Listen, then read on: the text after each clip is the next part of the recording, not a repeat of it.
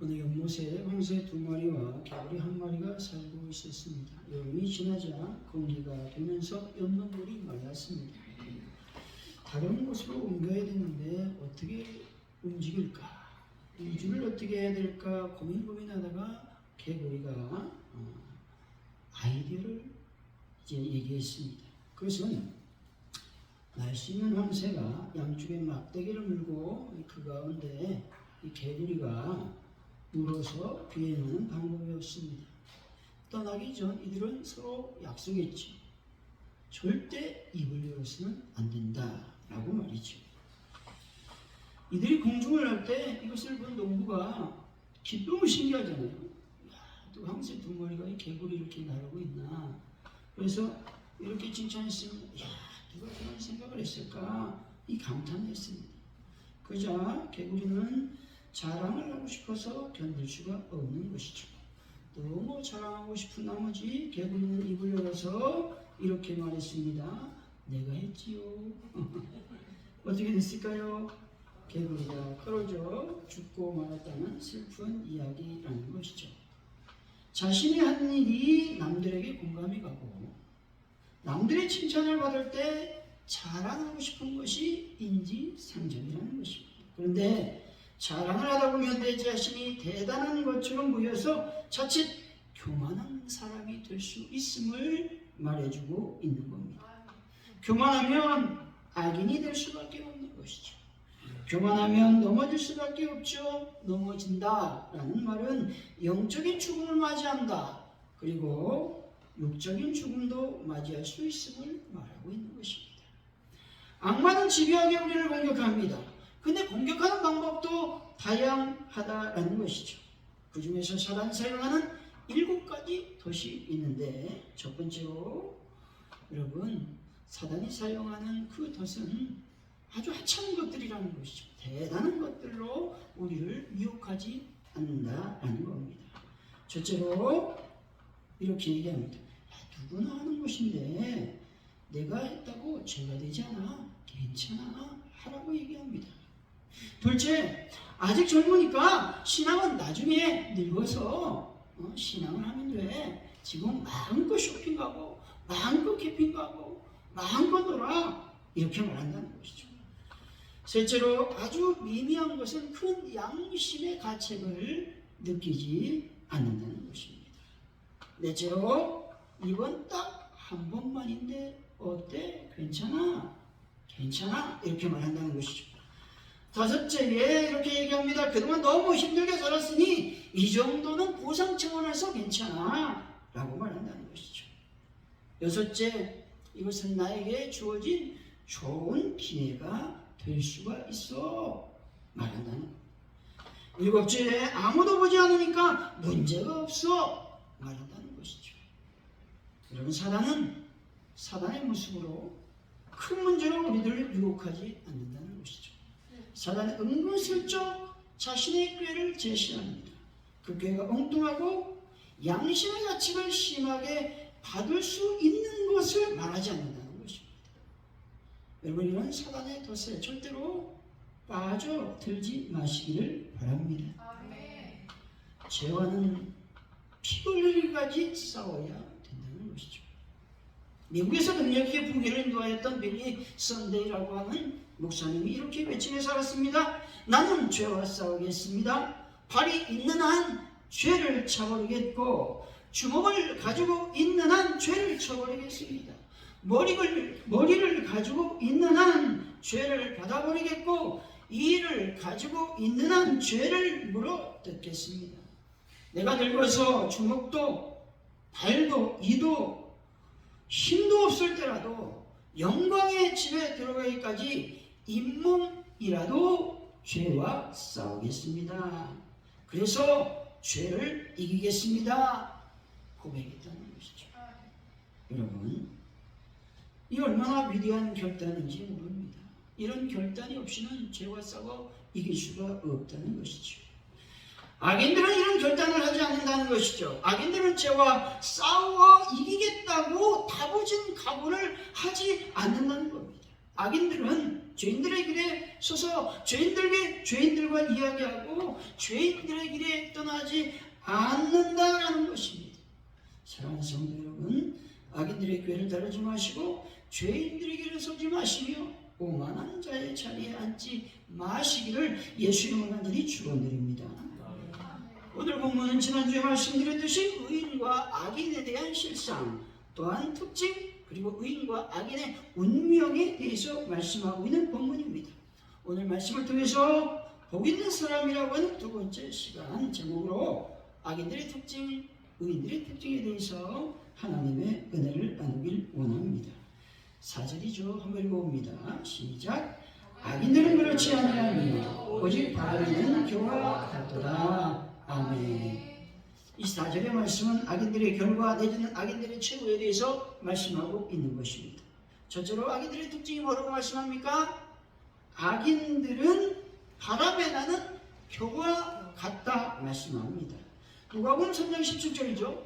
손에 길을 들고 자기의 사장마당을 정하게 하사 알고 무와 곳간에 들고 쭉종이는 꺼지지 않는 불에 태우시리라 말씀합니다. 주인이 알곡과 쭉종이를 가리기 위해서 키질을 한다는 것입니다. 키질을 할 때 알곡은 무겁기 때문에 여러분 키에 어디로 가요? 자꾸 뒤로 갑니다. 그래서 키 밖으로 나가지 않습니다. 그런데 여러분 겨는 가볍기 때문에 어떻게 해요? 계속 앞으로 가요. 어떻게 해요? 땅에 떨어진다라는 것이죠. 겨는 뭡니까? 벼를 빻을 때 이 쌀, 그것을 감싸고 있는 껍질을 말하고 있죠. 쭉종이와 겨는 가볍기 때문에 바람에 날릴 수밖에 없다는 것이죠. 악인은 가볍습니다. 가벼운 사람이라는 겁니다. 여기서 가볍다라는 말은 무슨 말이냐? 하나님의 말씀에 무게가 없다는 말입니다. 인간적으로 가볍다라는 말씀이 아닌 것입니다. 가볍기 때문에 쉽게 날아갈 수 있고 흩어진다는 겁니다. 흩어진다라는 말은 무슨 말입니까? 산산조각 같다라는 말씀이죠. 그래서 악인의 마음은 마치 깨진 유리와 같다는 것이죠. 악인의 마음은 공동체의 파괴를 즐긴다는 겁니다. 악인은 상대방을 돌보고 껴안아주고 위로하지 않는다는 겁니다. 한가 희망마저 파괴시키려는 분위기를 조장한다는 것이죠. 이런 사람은 늘 불안한 삶을 살게 되고 악랄한 계획을 하기보다는 즉흥적인 만족으로 살아간다는 것이죠. 여러분 저는 중심이 없어요. 무게도 없어요. 방향 감각도 전혀 없습니다. 저는 열매가 있을까요? 열매가 없어요. 생명도 없고 다만 쓸모가 없어 무용지물이 될 수밖에 없다라는 겁니다. 악인이 뭐와 같다? 겨와 같다고 말씀하고 있죠. 악인들은 겨와 같이 줏대가 없어요. 소신이 없어요. 남들이 하니까 나도 해야 하는 조바심으로 사는 사람을 가리킨다는 것이죠. 사랑하는 성도 여러분, 아무 줏대 없이 소신 없이 하루를 살아가지 마시기 바랍니다. 그래서 하나님의 말씀 안에 거하심으로 하나님께 영광이라는 위대한 줏대, 소신을 갖고 살아가는 분들이 되시기를 예수 이름으로 간절히 축원드립니다. 둘째로 악인들은 심판을 견디지 못한다고 말씀하죠. 5절입니다. 한번 읽어봅니다. 시작. 그러므로 악인들은 심판을 견디지 못하며 죄인들의 의인들의 모임에 들지 못하리로다. 아멘. 여기서 심판이라고 하는 말은 악인이 이 세상 마지막에 있을 최후의 심판을 말씀합니다. 그때 악인은 어떻게 된다? 서지 못한다고 말씀합니다. 부활에 참여하지 못한다라는 것입니다. 악인들은 여호와 율법에 대적하는 사람들이기 때문에 하나님 앞에서 쫓겨날 수밖에 없는 사람들을 말하고 있는 것입니다. 시편 5편 5절이죠. 오만한 자들이 주의 목전에 서지 못하리이다. 주는 모든 행악자를 미워하시며 말씀합니다. 오만한 자는 악인들을 말하는데 악인은 주님의 목전에 서지 못한다고 말씀하고 있죠. 서지 못한다는 말은 심판을 견디지 못한다라는 말씀이죠.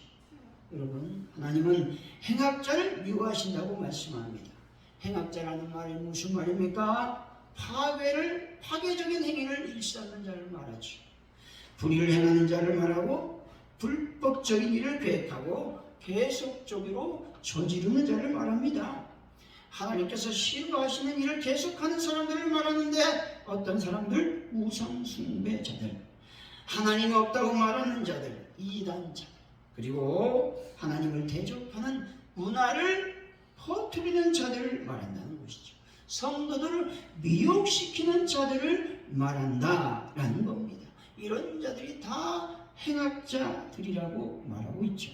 이들은 하나님 편에 서 있는 것이 아니라 어둠의 영에 서 있는 자들인 것입니다. 미국 남북 전쟁 중에 북군이 남군에 의해서 전세가 불리할 때가 있었습니다. 그때 링컨에게 한 참모가 와서 이렇게 말하죠. 각하, 하나님은 우리 북군 편에 계실까요? 아니면 남군 편에 계실까요? 이 질문에 링컨은 어떻게 대답했습니까? 여러분이 잘 알고 있죠?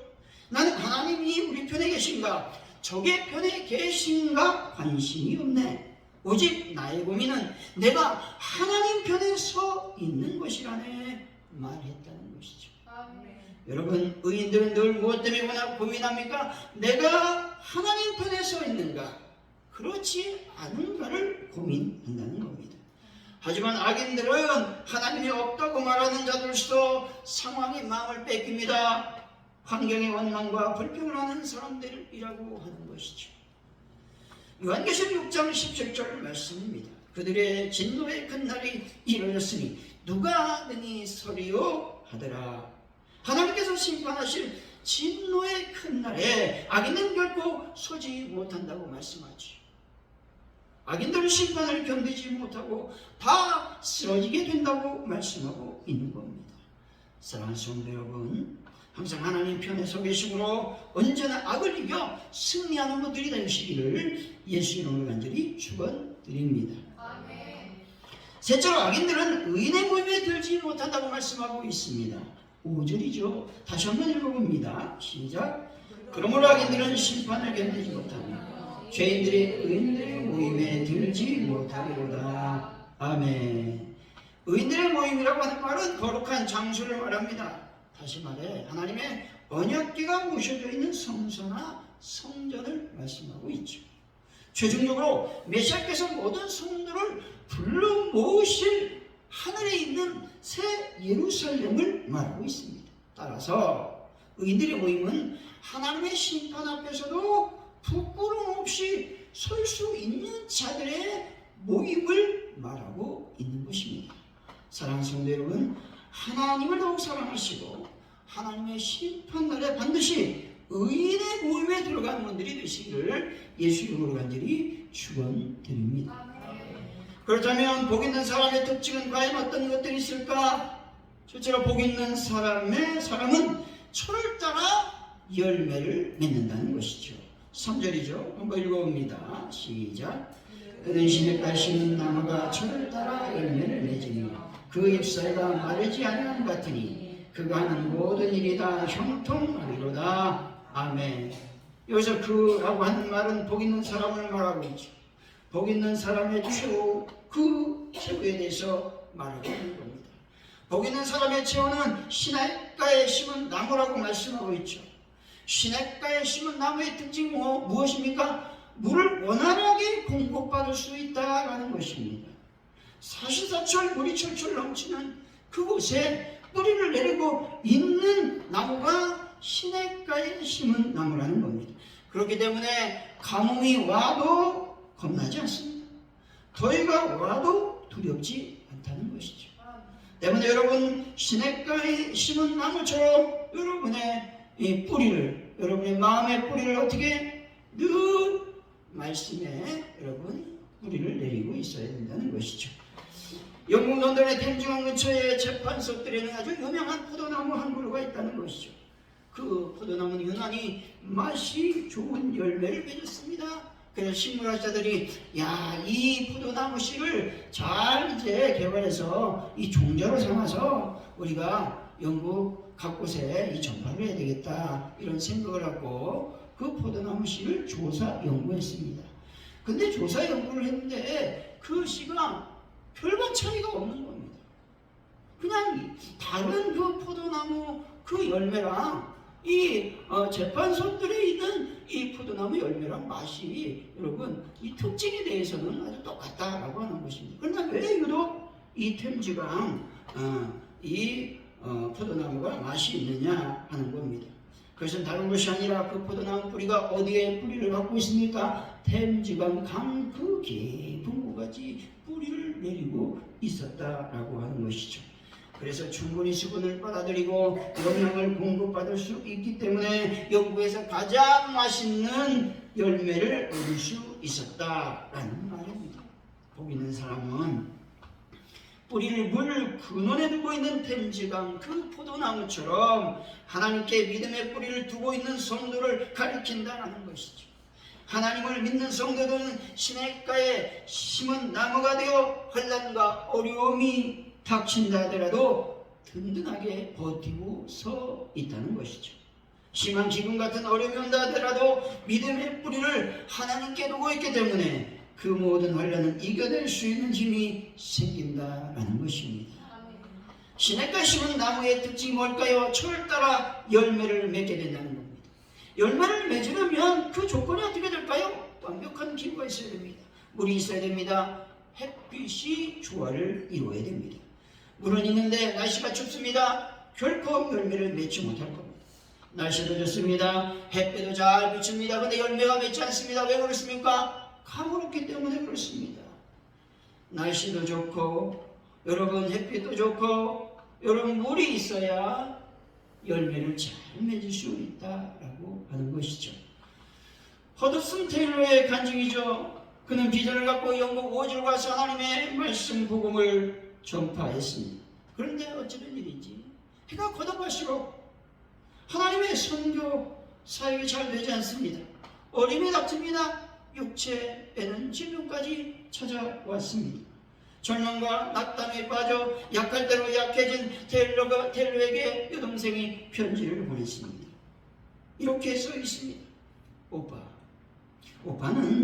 오빠는 포도나무 가지일 뿐 포도나무가 아니에요. 가지가 아니면 그저 나무에 붙어있는 것이에요. 가지는 절기로부터 영양분을 흡수할 때 저절로 열매가 맺히는 거예요. 오빠 염려하지 말고 포도나무신 주님 안에 거하세요. 그리고 성령님의 도우시는 역사를 믿으세요 라는 편지를 받았다는 것이죠. 대단히 용기를 얻게 됩니다. 그래서 성령의 도우심을 위해 기도하며 최선을 다해서 하나님께 나아갔습니다. 그런데 놀라운 것은 그때부터 하나님의 사역에 열매가 맺히기 시작했다는 것이죠.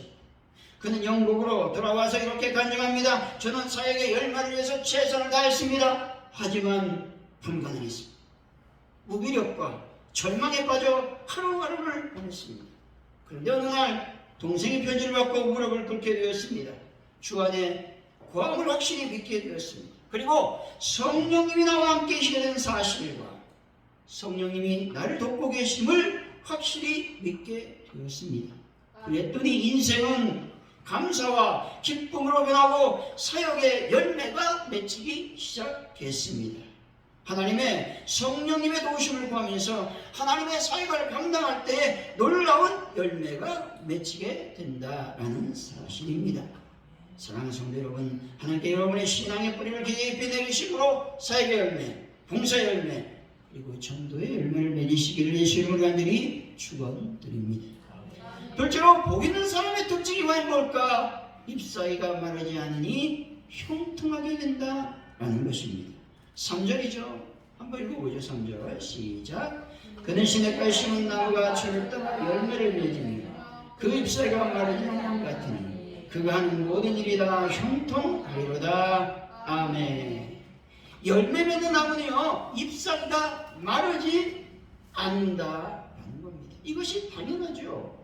잎사귀가 말랐다는 것은 나무가 어떻게 됐다? 죽어가고 있다는 증거이라는 겁니다. 잎사귀가 말라가고 있다는 것은 역시 뿌리가 어떻게 한다? 썩어가고 있다는 말입니다. 여러분 가족 오늘의 교회가 뿌리 푸른 잎사귀를 갖고 주님의 푸른 계절을 이루어가는 교회가 되어 복된 교회를 만들어가는 귀한 교회가 되시기를 바랍니다. 복 있는 사람의 최후는 형통한 삶을 살아가게 된다는 것이죠. 창세기 39장 2절입니다. 여호와께서 요셉과 함께 하심으로 그가 형통한 자가 되어 그의 주인 애굽 사람의 집에 있으니. 아멘. 요셉은요 형통한 자가 되었습니다. 여러분, 그렇게 힘들고 어려운 노예 생활에서도 어떤 삶을 살았습니까? 하나님이 함께하는 삶을 살아서 형통하게 되었다고 말씀하고 있는 것입니다. 하나님께서 함께하시니 형통한 자가 되는 것이죠. 여러분들 하나님과 함께하심으로 형통한 분들이 되시기 바랍니다. 여러분, 유태용 박사님 여러분 잘 아실 줄로 압니다. 이분은 가난한 농부의 아들로 태어났죠. 그 부모님은 형편 때문에 유태용 박사님을 교육시킬 용기도 내지 못했다는 것이죠. 그래서 어릴 때부터 참 어렵게 자랐는데, 근데 동네 사람들로부터 유태용 박사 이분을 볼 때마다 넌 똑똑하다, 공부를 해야 된다, 뭐 이렇게 칭찬이 되었다는 겁니다. 그래서 겨우 초등학교도 못 나오는데 부모님이 겨우 초등학교는 마칠 수 있도록 도와주셨다는 것이죠. 5학년 때부터 교회를 다니기 시작했는데 하나님께 기도하면 무엇이든지 들어주신다, 응답해 주신다. 교회 선생님 말을 듣고 이렇게 기도했습니다. 하나님, 내가 공부하고 싶습니다. 여러분, 기도했다는 거예요. 그래서 초등학교를 마치고 옛날에 통신중학교가 있었나 봐요. 어쨌든 그곳을 다녔죠. 그 서울로 이제 와서 객지생활을 하면서 낮에는 구두 닦기 하면서 저녁에는 야간 고등학교를 다녀서 졸업했습니다. 먹을 것이 없어요. 서울에 가니까. 그래서 처음에 어떻게 살았느냐? 쓰레기통을 뒤집어 먹고 살았어요. 처음에 아무것도 없습니다. 편안하게 혼자 갔어요. 혼자 와서 서울역 근처에서 살았습니다. 여러분, 추운 겨울 한강에 얼어붙는 그 겨울에는요, 여러분 방이 냉방이에요. 내가 있었겠어요? 내가 없어요. 너무 추워서 잠을 못 자는. 그래서 한가날 때 잠을 못 자고 돌아다녀 새벽에 교회 가서 기도하다가 햇빛이 이게 나게 되면 이제 처마 밑에 가서 이제 몸을 녹이는 그런 삶을 살았다는 것이죠. 그런 상황 속에서 그는 언제나 원망하지 않았습니다. 하나님께 감사했습니다. 이전과 하나님 말씀을 지키고 의지하고 감사하자. 과정은 비록 힘들었지만 하나님께서 복을 주셔서 미국에서, 이스라엘에서, 덴마크로 유학을 가서 박사학위를 받을 수 있게 되었습니다. 그것도 다 국가 장학금을 타서 또 그 나라 장학금을 타면서 공부했다는 것이죠. 이 박사님은 하나님을 경외하고 꿈을 가지고 기도에 힘쓴 것이 형통의 비결이었다라고 고백하고 있는 것입니다. 하나님을 경외하고 기도에 힘쓰니 하나님께서 함께 하신다고 말씀하고 있는 것이죠. 다니엘서 6장 28절입니다. 이 다니엘이 다리오 왕의 시대와 바사 사람 고레스 왕 시대에 형통하였더라 말씀합니다. 여러분, 다니엘은요 이방나라 느부갓네살, 다리오, 고레스 세 왕을 모시는 사람이었습니다. 여러분, 이것이 가능했을까요? 여러분, 불가능한 것이죠. 이방인이 쉽지 않습니다. 그런데 왜 이런 삶을 살았느냐? 하나님이 함께 하심으로 형통한 삶을 살았기 때문에 가능한 일이었다는 겁니다. 형통이라는 말은 무슨 말입니까? 처음보다 좋아진다라는 것이죠. 어려움이 와도 어려움을 잘 극복하며 나아가는 삶을 산다라는 의미입니다. 다니엘은 처음 포로 생활 동안 여러분 많은 고생을 했습니다. 그런데도 철저히 하나님 제일 주인 신앙으로 살았습니다. 그래서 누명을 쓰게 되죠. 그래서 어디에 들어가게 됩니까? 사자굴에 들어가게 돼요. 그런데 사자가 어떻게 됩니까? 여러분, 잠잠한 것이죠. 그 결과 다니엘은 남들보다 형통의 삶을 살았다는 것이죠. 그것은 바로 전지전능하신 하나님께서 그와 함께 하시기 때문에 가능한 일이었습니다. 하나님이 함께 하시는 사람은 비록 처음에는 어려움이 따르더라도 끝은 형통할 수밖에 없다라는 것이죠. 오늘 우리도 다니엘처럼 하나님을 사랑하고 하나님 제일 주의 신앙으로 살아가시기를 바랍니다. 그래서 하나님 함께 하시는 은혜로 봉사의 형통의 축복을 받으시기를 바랍니다. 여러분, 어제보다 오늘이 좋아야 됩니다. 오늘보다 내일이 더 잘 돼야 됩니다. 내일보다 모레가 더 잘 되어야 될 줄로 믿습니다. 복 있는 사람은 하나님 말씀을 묵상하니 하나님께서 늘 함께하는 삶을 살 수가 있습니다. 결론적으로 악인들의 특징은 바람에 나는 겨와 같고 심판을 견디지 못합니다. 하지만 복 있는 사람은 절단의 열매를 맺고 형통한 삶을 살아갈 수 있습니다. 사랑하는 성도 여러분, 하나님 앞에서 복 있는 사람이 되어 날마다 열매를 맺고 형통하여 넉넉히 세상을 이기고 날마다 승리의 나팔을 부시는 여러분들이 되시기를 예수 이름으로 간절히 축원드립니다. 기도합니다. 하나님 아버지 감사합니다. 복 있는 사람은 참으로 철저히 열매를 맺고 형통한 삶을 살아가게 될 줄로 믿습니다. 저희들의 삶이 이와 같은 삶이 되게 하여 주옵소서. 감사합니다. 예수님의 이름으로 기도하옵나이다. 아멘.